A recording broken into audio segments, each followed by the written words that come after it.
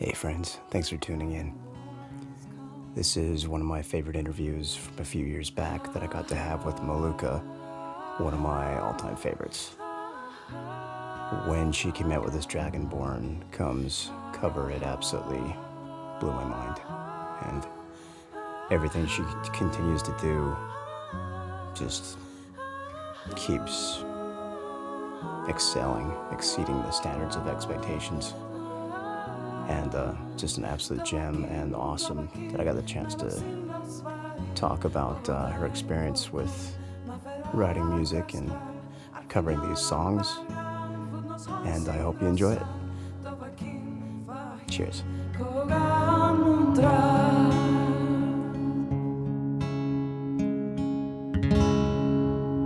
Malukah, it's awesome to have you on here. Thanks for coming on to the show.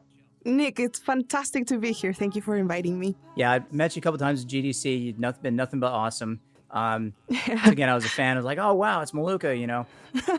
But here we are. Now I get to finally pick your brain about what you've done with these covers and what makes them so unique and so special, so cool. I'll see a lot of people like me, we were introduced to your music when you first released the Dragonborn Comes. And I guess the first question I want to ask you is, what were some of your first steps in creating this cover in regards to arrangement and engineering? And also, what made you decide on working on that specific song in the first place? I think that I had the Morrowind, the Oblivion soundtrack, I believe is the one that I had. I had the soundtrack. I had never played the game, and but I used to love the melodies. I was absolutely captivated by them. And then around the time when Skyrim was about to be released, the trailer for the game was everywhere, and it featured the same Morrowind theme. What I like to call the Elder Scrolls theme, but done with like male vocals and dragon tongue. And I thought it was the coolest thing. And I remember early November, I believe, is when I made just a spontaneous video with guitar and voice, just singing this Elder Scrolls theme, just the melody. That one. And so I made this quick video, and I had that melody very, very present. Then the game was released, and I heard the Dragonborn Comes performed by a bard in the game.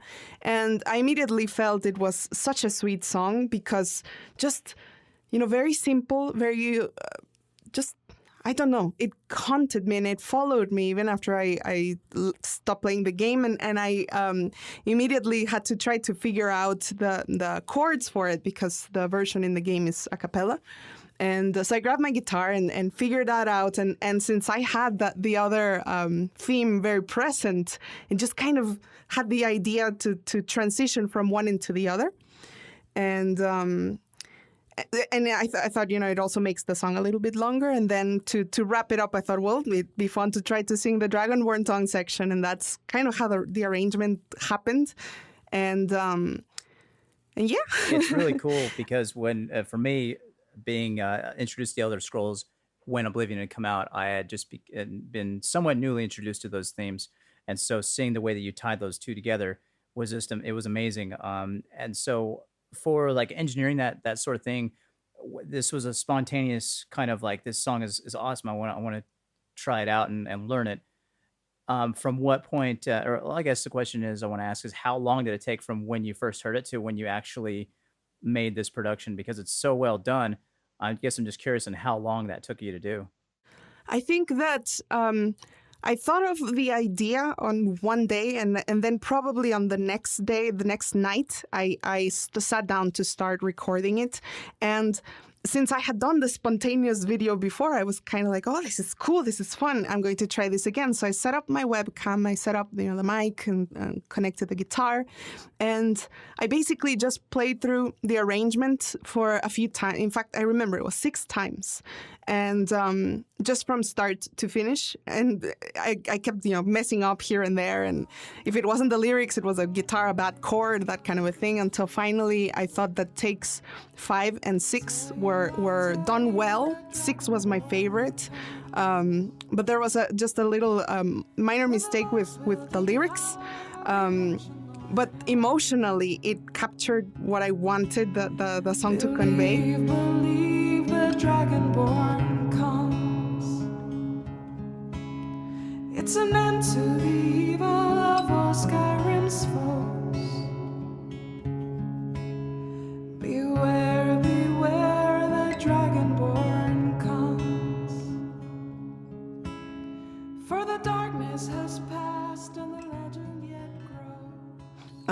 So in the end, what I ended up doing, the mistake was in the lyrics near the end, and it gave me the idea to double the vocals there. The Dovahkiin part, just double the vocals, and whenever the wrong word I said came up, I would just sing louder to compensate and to sort of hide it. And once I realized that kind of worked, I just tripled that, and I just started adding harmonies here and there, and I recorded it on one night from start to finish. I think I started around 10 p.m. and probably finished around 3 in the morning. I don't know, 4. Nice. So like when you were figuring out these harmonies, the whole idea of adding layering vocals, that was just an idea that came from experimenting with it. You hadn't actually initially had that concept of harmonized vocals in it. I knew that I wanted in the la part, I knew I wanted a harmony, because I think this harmony is in the original, the recording of the theme. But the part where it really opens up and has a ton of harmonies, that just kind of happened on the spot. And I am a big fan of those kinds of harmonies. I think it's my favorite part of arranging when you add all sorts of voices that kind of like create like a warm blanket that hugs you. I really like that effect. And the reverb doesn't hurt, It helps to add to the warmth, even though it's ridiculously huge, but it's okay. I kept it. When you have the core element is exactly right, then the reverb just magnifies that excellence. And so I think that's how we got such a great sound from the reverb you've used on that. I do remember waking up the next morning and I had the song on. I put the song on my phone just to be able to listen to it in the car. And the first I heard it in the morning, I was like, "Holy crap, that is a lot of reverb." I was like, undo, I had to remix this. But then I just said, you know what? Nobody is looking over my shoulder. Nobody's in charge of this. I'm just going to let it be. That original reverb that you had in your car, is that still the same reverb that we hear on the finished version today? Yeah, that's so that. There's a 12 million viewership reverb. It's just that self-conscious, musical, worst critic kind of thing coming in. But it's sometimes almost frustrating because I know that it's a lot of reverb, and whenever somebody tells me, "Oh, it's too much reverb," I'm like, "Yes, you're right." But I know, but I didn't care. Yeah, I think it suits it perfectly. I think maybe it just depends on what you're going for, what kind of sound. If you want something real bare bones, and yeah, maybe if like it's a real stripped down, raw kind of sound, like I know there was like that tone going on with like the Black Keys and bands like that, kind of bringing a little bit of that 70s kind of rawness to the audio. Yeah, I can see it probably wouldn't work out so great, but when we have these vocals that tell of these stories, that paint this landscape, this adventurous type of atmosphere that these songs establish, that your voice is perfect for that, because Thank you. it works out so well with that, but also the reverb magnifies all that. And maybe there's some kind of symbolism behind the kind of ethereal, maybe atmospheric quality to it, that the reverb actually works great. So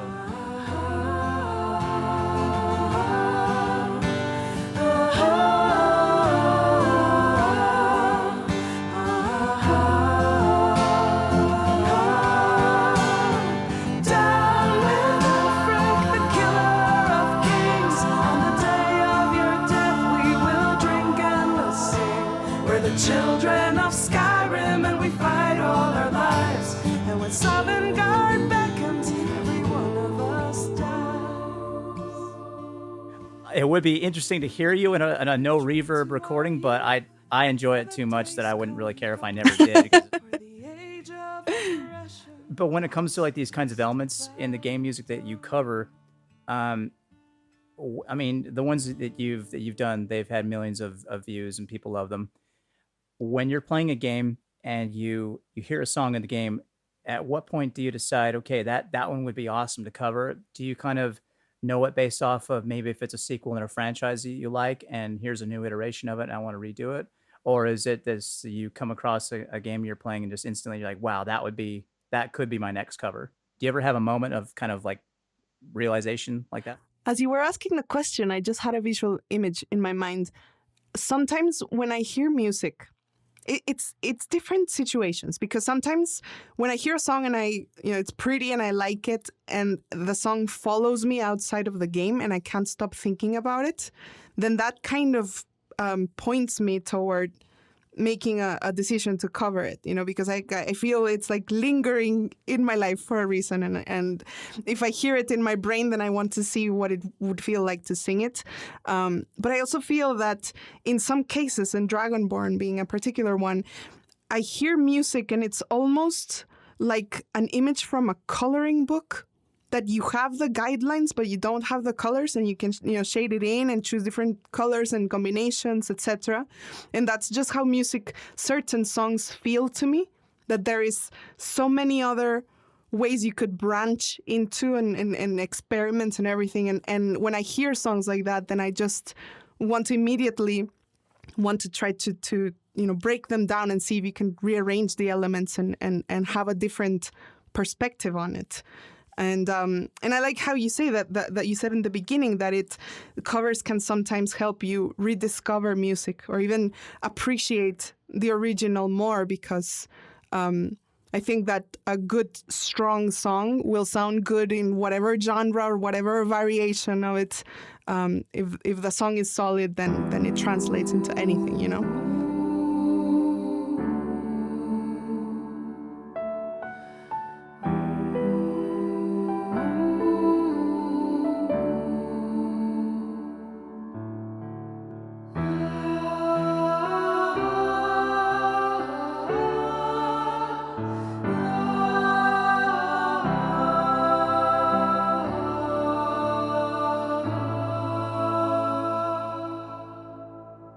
Wait in the dark with the memories that replay my lonesome. I think that that is something that happens to me while playing games in general, that I know that in many cases that the game is about saving the world, but what usually draws me in is the emotion in it and the relationships between people in the game. And that's what most fascinates me and what I think about throughout the day. And I feel that I kind of, for example, a cover like Frozen Sleep that was done as a tribute to Halo, that could have very well been, let's save the world, Master Chief, the hero, etc.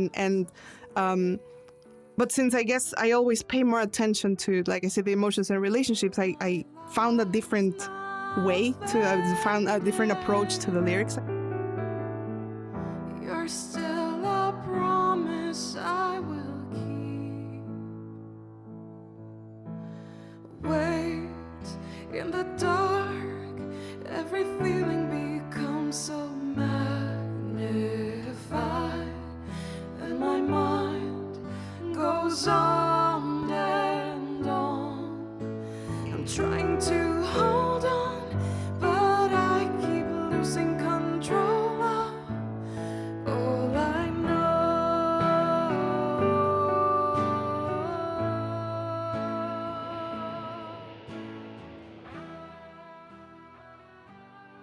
It is about that personal aspect of it, and I think that's really important that we emphasize that, because the reason why we attach ourselves to these games is because of the way we identify with them. And when it comes to your covers, it's really cool to see that is exactly how you figure it out. It's like what sticks with you. If you could figure out one game that has really grabbed you on a personal level like that, could you think of maybe one franchise or maybe a couple that have really affected you on a personal level? I will tell you two. On a personal level, Mass Effect 2, that particular game. And I, even just thinking about it, that is a game that I can honestly say changed me, like changed my core. I don't know what it is about it. Maybe it was the way the character Shepard, I played FemShep, but just the way that she handles everything. She's so strong and loyal and fearless and all of these good things that kind of left me sitting up a little bit straighter, with my head held higher, like, oh, it's possible to be a good human being.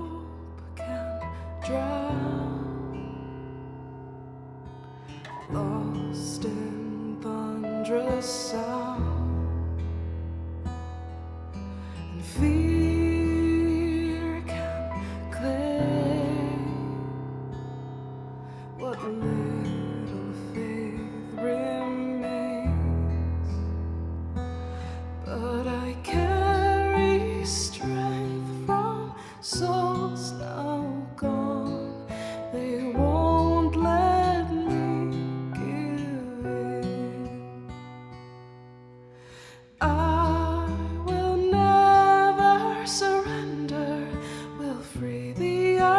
sky, crush my heart into embers, and I will reignite the heart,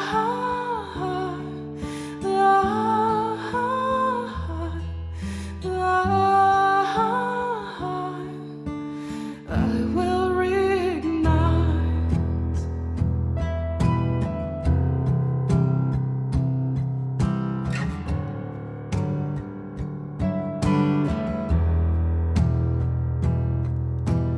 Death will take. Something about that game just really, really affected me, and I think I cried in the ending. I did. Yeah. And I think it's great to have this kind of art that can just move you so. And the other game that I have to say that changed me as well is Skyrim, because the how do I even begin to talk about that? Massive, so much to it. There is so much beauty in that game, and everything, every little butterfly, every little flower, all of the music, everything is just it's just a moment of guaranteed peace whenever I play that game. I absolutely love it, and I will always hold it up, very high among my favorites, because it's just stunning to this day. Found a lot of people, maybe it's taken us some time to come to that realization, but it is a very therapeutic game in some ways. I mean, the way that it's marketed, it emphasizes all the really awesome, intense, really, adrenaline-inducing kind of combat aspects of it, which is great. That's definitely one of the more enjoyable parts of the game. But I've also noticed online you can find more people talking about how therapeutic that game can be. And before I just go on a rant all by myself, because this is about Malukah, not me, on Skyrim, is that it feels like it's a live painting. It's, Yeah. when I was a kid watching, just obsessing watching Bob Ross, cool hairdo and just calm voice, and he's using all these little tools and stuff talking about him, and just calmly painting this. In fact, I've got a Skyrim wallpaper on my desktop monitor right now for the same reason.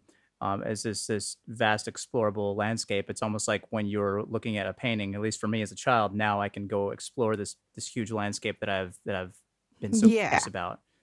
And then you put Jeremy Soul's music on top of that. I got goosebumps just now that you mentioned it. That's how I just respond to Skyrim that way. I think that I actually, the first time I played it, it was very main story oriented, and I've been doing a second playthrough that is a lot more calm and without any rush for my gaming channel. And I've done 25 episodes and I've accomplished nothing. I mean, I've gone into random caves and things, but I think a great thing about that game is that once you're able, there's many different ways to play it, but the therapeutic one for me is really this one, where there's no expectations and no deadlines, and you can just go in and even just, I've always said that just the footsteps in that game completely relax me. It's like some kind of ASMR type of response. Maybe just like walking around and it's just magical. Yeah, it when I was a kid, I had all this forest land. We had 64 acres of forest property. So Oh, wow. I could just go up and just run around and just go explore. And I did that by myself for a couple hours or so, and nobody really cared. It was just country living, Uh-huh. So back to that. So I love to hear that it affects other people in the same way. And when it comes to your music, you can tell that it affects you on a personal level. And I think that's got to be why so many people love it so much, as they know that it's there. It's authentic. When it comes to the projects that you've done outside of covers, checked out the song that you did with Sonic Main, this soundscape, and then your voice kind of comes in, goes out, comes in, goes out. And then it goes to where we get to hear your lyrics and hear the way that you enunciate the different words. Such a really cool and unique sound. And I love that we were able to have your vocal sound with Sasha's arrangement. I mean, Bleed Forever. I'll make sure we put the link on this write-up for that. And hopefully, if I'm lucky enough, I get to have Sasha on the show about that. Maybe talk about those crazy electronics that he did, because the guy's a master. Yeah, he's a genius. He's a genius. He's a super nice guy too. Super fun and funny and intelligent and everything. Just really good guy. Really intelligent guy. Like, Yeah. almost intimidating how intelligent he is. Oh yeah, he's definitely intimidating. You know, I feel like a total imbecile when I'm talking to that guy. He's on another wavelength. You went to Berklee College of Music with a dual major in music production and engineering, as well as film scoring. Do you feel like the time you put into Berklee helped establish how you approach these covers as a performer, as an arranger, as an engineer? Do you feel like, you know, all those hours you put in, that somehow that's translated into the covers that we hear? I think that the whole school experience and in choosing those two particular majors has definitely made me narrow down what it is that I love most about music, or the kind of music that I enjoy creating and recording. I remember my idea was to go to Berklee to study film scoring because I wanted to be John Williams. And, and of course, that when I told my parents this, they were like, no, think about it. You're may not find enough musical opportunities to make a living. And then I found out that Berklee had a engineering degree for recording, and I said, well, what if I do a dual major, and then I have, I can always ask for work at a recording studio. And in I am from Monterrey, Mexico, and there's a lot of commercial work that is recorded, jingles and all that kind of a thing. So it's a more kind of a stable job. And once my parents heard that, it's like, okay, it makes sense. So my intention was like, okay, I'll do this so that I can learn how to record film scores. And then by the end of it, I realized that I enjoyed recording so much. And I realized it's a weird thing with film scoring because I am not sure if it's one of my strengths, to be honest. I haven't done a lot of it. I've worked on short films, but I am not convinced because I feel a stronger connection with songwriting, with lyrics. But the fact that I guess the film scoring major helped me develop a sensitivity to writing for visuals. I feel that definitely helps, and in trying to capture the mood with these covers and the arrangements and everything. And the engineering side of it helps me record and helps me come up with ideas such as the let me double or triple the vocal to hide my mistake. Well, see if you can back this up for me. I've always felt like people are kind of 50-50 on whether you should go to a media arts school or music school. Availability to pay for tuition aside, which that can vary between the individual, but I feel like one thing that can apply to everybody, and maybe you can back me up on this or not, or just chime in. I always feel like the random directions that they may push you, say you had to do this unit on 60s rock or the engineering of the history of engineering, stuff like that you wouldn't normally push yourself to do. Do you feel like Berklee kind of, your degree program helped you develop yourself as an artist because of the types of projects that maybe you wouldn't have necessarily chosen to do on your own? I think with Berklee's particular curriculum, the engineering major was fantastic. It was a lot of fun. I really enjoyed it. Whether or not it's worth the high tuition, whether it's Berklee or some other recording school, I find that a lot of what I have learned has been from projects that I have done outside of school. Does that make sense? Because I've been recording songs in my bedroom since I was 15. So, it's been years of doing this kind of thing, and then that school can definitely streamline certain areas. But I think that. Hey, remember that moment I had with Peter McConnell on a previous interview where the internet was like, "Hey, man, time for smoke break. You're kind of on your own for the next little bit." Yeah, it went ahead and did that right there. But luckily, me and Malukah were able to high-five each other on the Wi-Fi signal, and eventually we connected.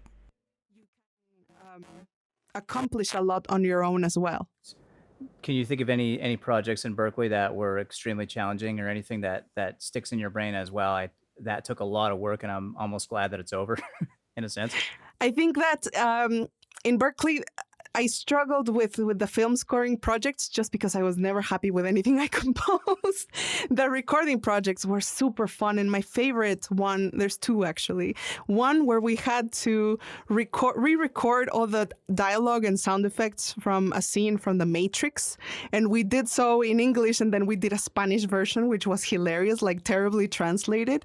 And that was a lot of fun because you had to come up with all the sounds for the machines, the monsters, and they're not called monsters. What were the enemies in The Matrix? But some kind of bots. Yeah. But the ambience, and then we had to hire a student composer to do another version of the score, and that was a lot of fun, and very like it applies a lot to jobs that you can find later on.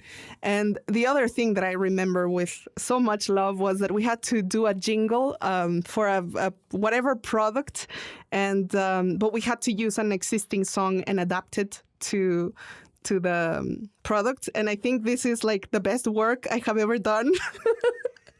And it was, shake it and bake it now, shake it and bake it. It's quick with craft. Oh, okay. Do you have an original? Do you still have a copy of that? Oh God, my face just turned red. I love those projects. I was like, why would I ever do this? Okay, we're gonna do it, and then now next thing you know, you're having a blast with it. I the totally pinnacle of my recording life. Oh yeah, we weren't told to do a parody, but yeah, there's a lot of really corny jingles that I had to do in at Full Sail as well. Okay, so so Berkeley presented these kinds of challenges for you and made you do things that you wouldn't necessarily up and do, but you learn things from it. When it comes to challenges in what you face in these the covers that you create, can you think of anything that's one of the more challenging aspects of getting a cover from conception from the concept stage to the finished product? The biggest challenge is finding something that is out of the box, that is out of the box. It's twice removed from the box. Because with covers, as I was saying, you have a really strong base. If you choose a good song, then you have, half the work. Well, no, most of the work is done for you. You choose a good song. And if a cover is already, I guess you can say it's outside of the box because it's already, a different singer, and you can change the main instrument, or you can change even the genre and everything. And that's something that it's fairly easy to do most of the time. But I really like to face the challenge of finding something outside of that.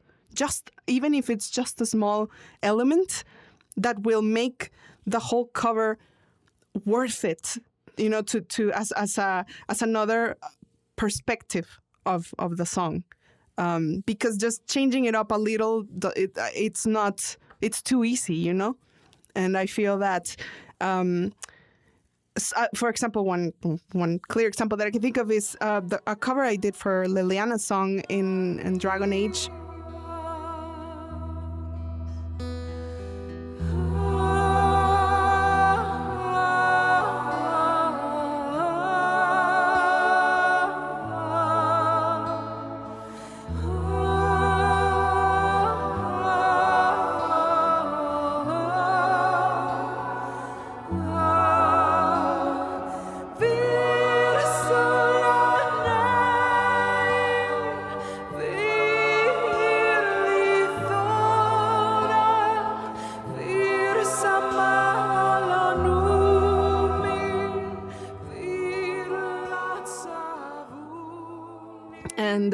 And I remember that song had been requested for years, actually, and I did not know how to approach it because the original is so beautiful. You have a beautiful singer, beautiful track.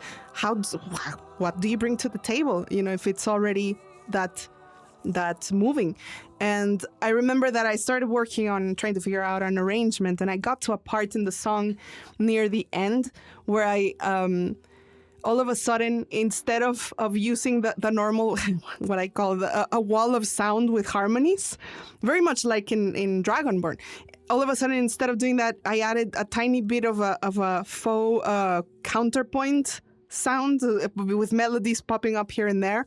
And that to me just added a little bit of, turned it into, from a wall of sound to sound like a fountain of sound.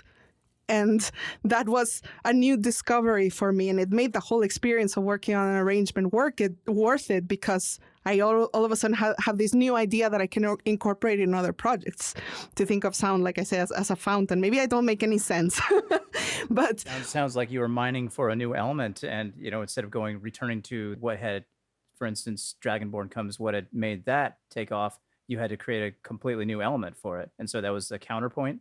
Ended up being kind of like the I don't know, the missing element. Do you think?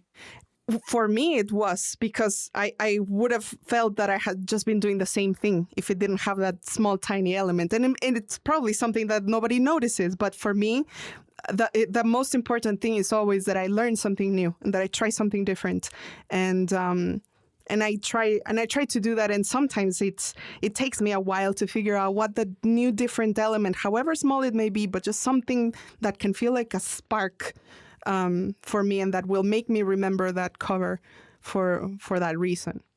There is another aspect where you can tell that this is a new take on it, and that's what makes it so special. So it's really cool to hear about how much that you go after that challenge, but it sounds to me like the thing that challenges you is kind of what makes it so valuable to your listeners. I think that's really cool to know, with the whole counterpoint concept, because that's not always an obvious choice. And it's folk counterpoint. It's counterpoint in that different, like the same line starts in different beats.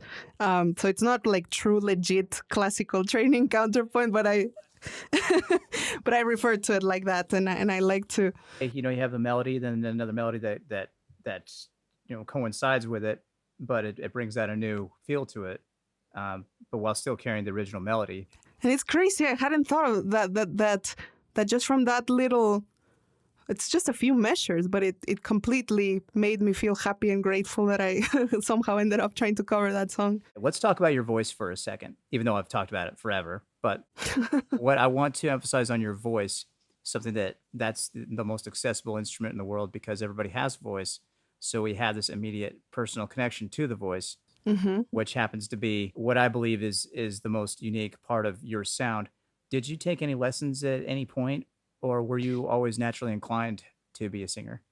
I think that I was not aware that I could really sing for many, many years. I think it's a weird thing, because when I was a kid, I could tell that I could sing in tune, because I just could. I don't know how, but I just could.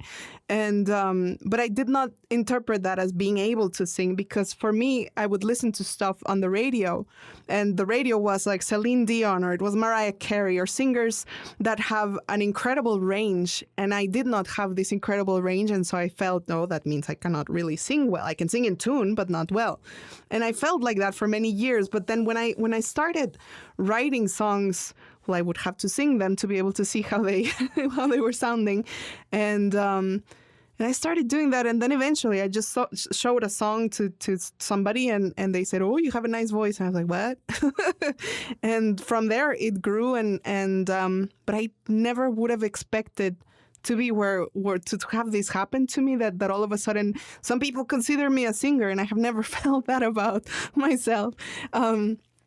I have always felt like I don't know, a musician or a songwriter. I would like to be a songwriter, but it's crazy. And I think that this whole year, the 2015, I took lessons once a week for voice finally, because I kind of wanted to stop feeling so intimidated and feeling not like a singer. And it's been really, really helpful to learn the proper technique, and it is helping my confidence. And voice is fascinating, and I like what you say, that it's what we're first exposed to, and it's an incredible instrument, and an instrument with a very strong attachment to ourselves, because we sing and it the voice resonates in our body. Even from that, it already has an effect, already alters you. When you had this vocal instructor, did they know about your career and the music you've put online? Did they know about your fan base and what you've accomplished? I think that to this day they may not know. I have not said anything.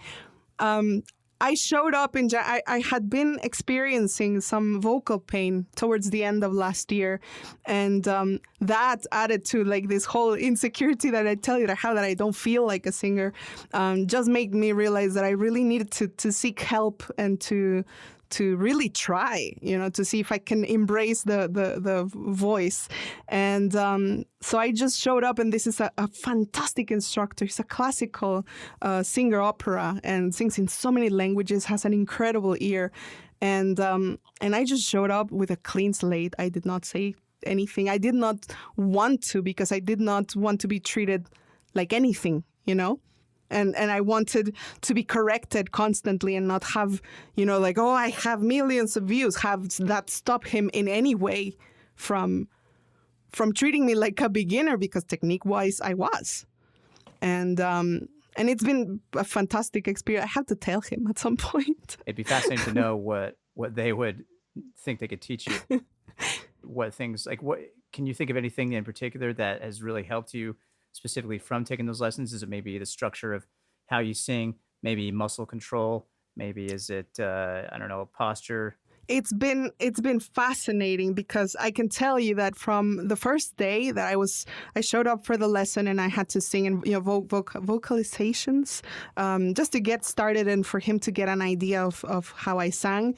And he immediately, without any sort of moment to think about it, was able to pinpoint some of the struggles that I was having, that I was singing with too breathy of a sound. And it was a breathy kind of sound that I was creating with my throat and not with the correct placement that you should have. So when singing a lot like that, it eventually, even though it's a soft sound, it tires out the vocal cords if you're like all the time. It's not the right way. And so he was able to detect that right away. And then the other thing that he has helped me very much with is the correct posture, because I, for some reason, have never been able to sit or stand straight in my life.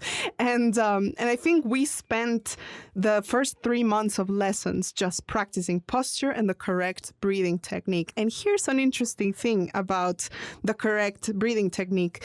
I have always been very afraid of performing live. It's something that gives me nightmares. Ah, but you kicked so much ass at that performance a couple years back was it a Microsoft event? I can't remember what it was. It was for Halo. Yeah. Oh, I was dying inside.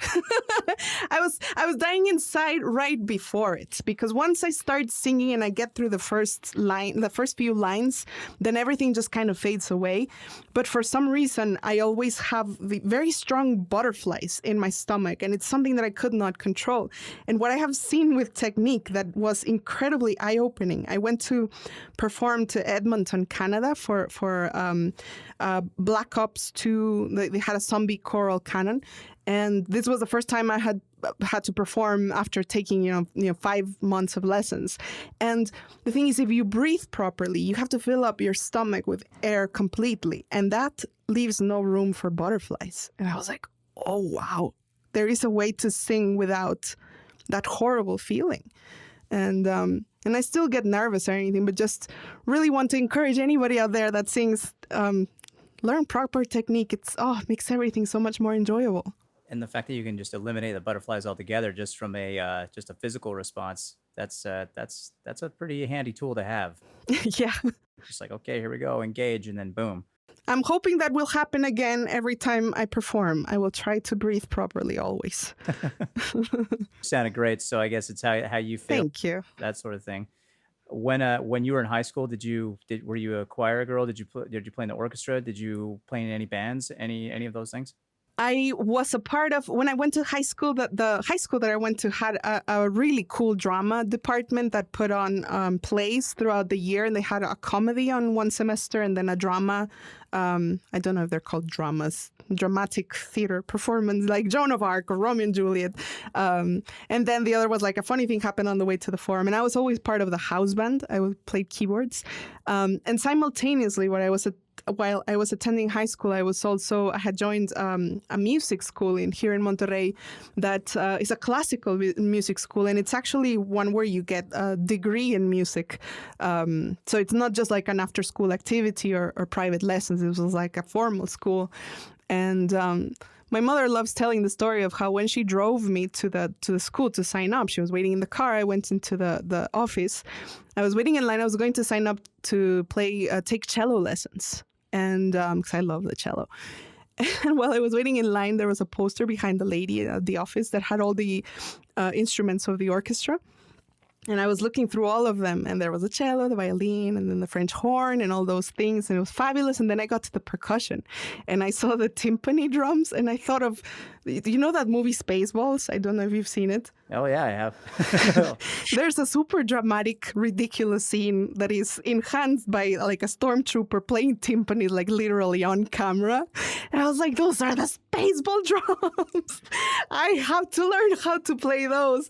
And so I finally, my turn, I sign up to learn orchestral percussion. I leave the office and say, Mother, I am going to play percussion. She was like, for what? And so for the next 4 years, I think I took lessons in snare drum, bass drum, timpani, and all those sorts of things. And it was fabulous. And they had a percussion ensemble, and they had a choir in that school as well. And I loved it. All of those musical activities just made me feel like a very rich life, enriched life. I love that Spaceballs was the magic, that was the big appeal to hitting big drums was. It's funny. I was watching your podcast with Neil Acree, and that he's like, oh, yes, Star Wars and John Williams is how I realized the whole film scoring thing existed. And I'm like, no, Spaceball. How dare you? Spaceballs. How dare you sully the good name of Spaceballs? What is this Star Wars you speak of? Take it back now. How dare you spread such filth? That is hilarious. Yeah. When I was a kid, Spaceballs was one of those, more adult-oriented comedies, so I didn't really get to see it so much. But then in high school, some of my friends reintroduced me to it, and I was like, this is great. Rick Moranis with his big, ridiculously massive helmet. And out in the desert, they're finding stuff they're combing the desert with actual comb the desert. All this technical babble. Then all of a sudden you go to the guy, they ask him for a stats report, flips his thing up. We ain't seen shit. Knowing that was what got you into orchestral music is just beautiful. I love it. And you know what was great about that particular movie for me? Since I watched it first as a child, I was a very big fan of Star Wars, and so I got that it was a reference to that. But since I was growing up and learning English, I would watch that movie over and over, and as the years went by, I understood more of it. I think it took me like 4 years to understand the Colonel Sanders joke. So it was fantastic. It was always a new experience to watch that movie. I think if I watch it today, I would laugh at more things, Oh, they've totally got to do a new one. There's been some rumors coming around about a new Spaceballs. Oh, man. I think it should happen if they get the right people involved. Have some Force Awakens references going on in there. It'd be great. Oh, I'd be first in line to see that.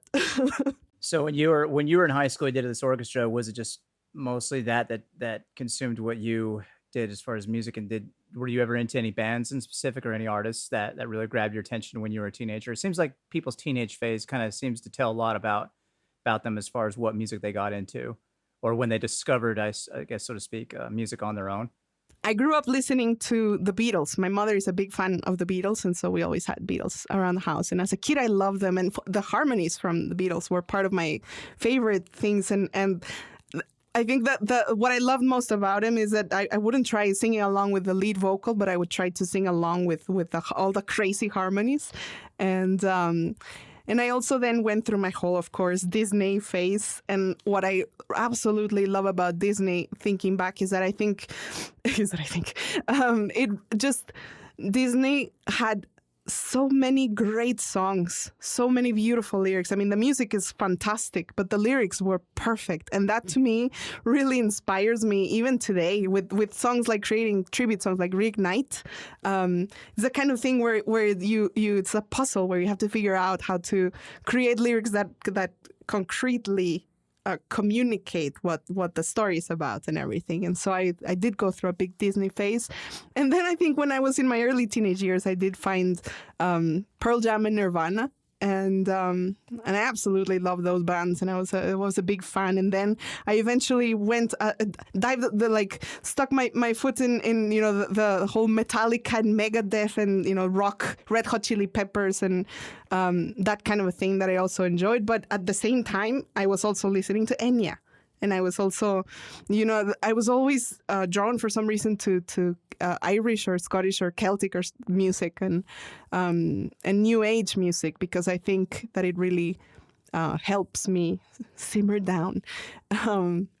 So yeah, it was a wild jumble of musicians. But all that kind of range is really great. When I was a teenager, I was definitely into Metallica, Tool, a lot of those more metal type bands.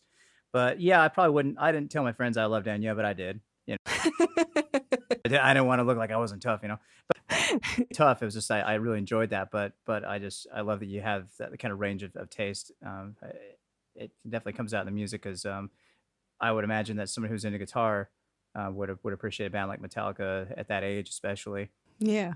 So if you could think of what you enjoy the most about all this, what would you say it is? Is it the process of creating your own interpretation of an existing piece?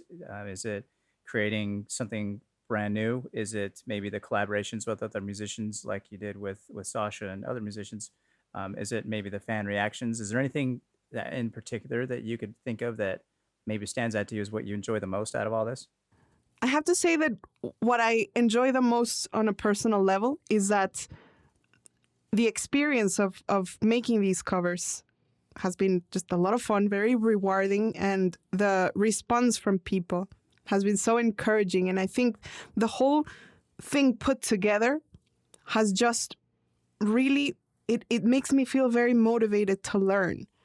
And I am constantly trying to figure out things and do, like I've mentioned before, do things differently, and what can I change, and all of these things. And I think that it's an attitude that I feel I didn't have for several years when I was kind of trying to find my way in music. And now today, I feel like I want to get up and jump out of bed in the morning and start doing something new. So I really enjoy that. And the reaction from people, the response is just, I'm not sure even how to describe it, but it's so moving. It's moving because I never thought that I would have this opportunity. I am a very shy person as far as, going out and pursuing things and opportunities and everything. I'm a hermit. I live at home and I take my dog to the park, and that's about it. So to be able to reach people that live outside of my house and to be able to share this kind of thing with them, because it's not just like, oh, I am sharing my music. No, it's sharing a love for something, for games or for fiction, movies. And it's just fantastic because it just makes me feel not alone. Does that make sense? Perfect sense. And I love that very, very much. Can you think of anything, or maybe anyone in your life, and I guess even including, going back to when you were even a kid, that has kept you motivated and excited about all this? Maybe is it Thor? Oh, Thor inspires so many ballads. Thor is the best. I was like, well, this is Thor. Kidding. I love Thor. Dog. Cool. Cool dog. It's great to have his presence. I love the stuff that you put online for him. No, he's such a good friend to have around. Love him. And I have to say, my mother is my biggest inspiration. Always has been, always will be. She is an incredible piano player. And I really appreciate that, because I would love listening to her as a kid, and she would practice and practice and practice, and she's so disciplined and so has like a supernatural ability to focus and to get things done. It's extremely inspiring because I feel I can still improve in these departments. So to this day, when I am having, struggling to complete something, it's like my mother would have finished this like 2 days ago. And it's a fantastic example to have. And her taste in music, like if you think I have a broad range of taste in music, my mother loves everything and listens to everything, and it's just incredible. And he's just incredible woman in general, incredible musician, and definitely my biggest inspiration. Yeah, it's super cool. She's had that influence on you, especially with the discipline to create something and see to it that it's finished. Because that's where we all benefit. All of us on the receiving end. Once you release something new, we know it's going to be great, and it's just She's helped instill that sense of discipline of finishing a project, even if you admit that, sometimes you don't think you're always the greatest at that aspect of it. But what Yeah. the receiving end is that we see when you finished, and that's all that really matters at the end of the day, and that's what we've all grown to love. So when it comes to where we can purchase some of that music, would you recommend if we went to Louder or iTunes, or is there anything in specific that would be a good place to purchase what you've done? Louder is definitely a good place to buy music. This is sometimes a question that I get, where can I purchase things where you get, the most support? Because it varies from service to service. And Louder is, I find, the right now the best service, and they're really cool company. And but yeah. The music is also on iTunes if it's more convenient. Anything helps, really. And on Spotify as well. I have some of the covers on there, and I hope to get more of them cleared for sale. Awesome. So go to Louder, and yeah, I guess I'll have a link specifically on the write up for this on GameTyrant.com. But for now, if you're just listening to the podcast, just LOUDR. And then if you search Malukah on there, then you'll be able to find what she's done, and have a direct line of support for her, and also get, you have a selection of which formats you want to download, whether it's a high quality stuff, or you just, could use just a decent MP3. There's a huge range of it on Louder, so definitely go there. I guess above anything, I just want to say thank you, Malukah, for coming on and doing this interview, because, down to it, I'm a big fan, but what it comes down to is I want to know what's behind the person that creates the music that we've enjoyed so much from you over the years. This brand new, well, when you think about it, it's kind of a new vehicle for music to get out to us, and these YouTube covers.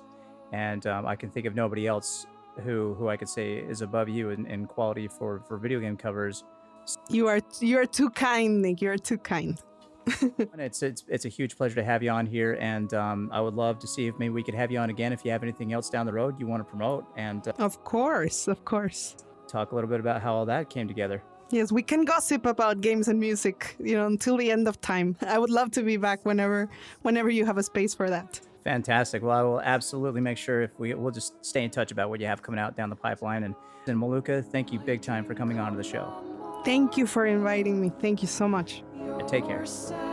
Berries tart, lilac sweet, to dream of raven locks and twisted storm.